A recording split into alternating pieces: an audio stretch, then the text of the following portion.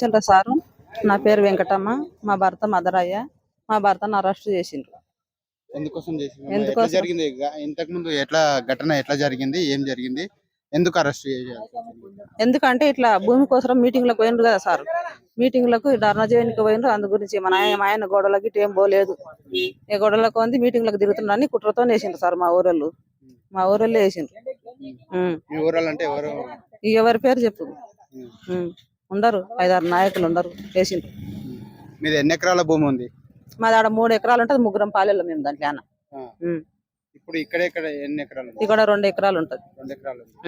మరి ఇక్కడ మీకు ఎట్లా ఇక్కడ ఏమొస్తుందని చెప్పేసి భూమి పోతుందని చెప్పేసి ఇంత జరుగుతుంది కదా, మీరేమనుకుంటున్నారు? మరి మేము ఇవ్వకూడదు అనుకుంటున్నాం సార్. ఆ భూమి పోతే మేము ఏమిటి మీద బతుకుతాం సారు?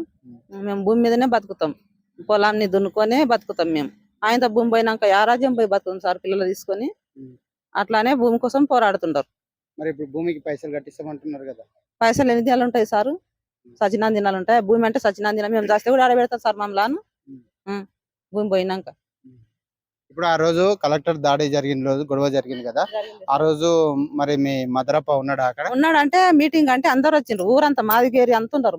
మాదిగేరి అంతా మా ఆయన ఒక్కరు లేడు, అందరు ఉండరు. మరి అందరిని పడకపోవాలి కదా సారు. మా ఆయన ఒక్కడేం చేసిండు? ఏం కొట్టిన వాళ్ళంతా లంబడోళ్ళు. మా ఊరోళ్ళు ఒక్కరు కూడా చేసుకునిలేరు. లంబడోళ్ళని ఇడిసబెట్టి మా ఊర్లను పట్టుకొని పోయినరు. మరి ఇప్పుడు మీరు ఏం డిమాండ్ చేస్తున్నారు? మరి ఎవరు ఉండరట. మేము మాకెవరు ఉండరు ఎంట డిమాండ్. నాకు 3 కొడుకులు. ఏం చేస్తుంటారు? ఇదే కూలి పని, వ్యవసాయం పని బాలరు. ఇవే చదువుకొని కూడా చదవలేరు. 5-6 గింత చదివినరు అయిపోయారు. అంటే ఇప్పుడు భూమి ఏనంటారు మీరు? అయితే ఇయ్యం సార్ భూమి ఇస్తే మేమేం బతుకు. మా పిల్లలు 3 ఉంటారు, మరి ఆడుకోతారు సార్, ఎరా బతుకుతారు.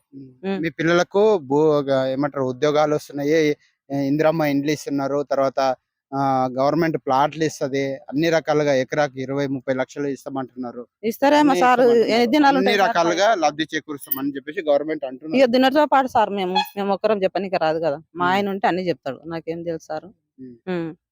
నేను అరెస్ట్ చేసి నాకేం తెలుసు? నేను ఇంట్లో ఉంటా, ఇంత వంట చేసి వెనక్కి పని చేసేదాన్ని. ఇవన్నీ రాజకీయం నాకేం తెలుసు సార్? నాకు తెలియదు. ఇంతే సార్, ఇక నాకు తెలిసిన కాడికైతే.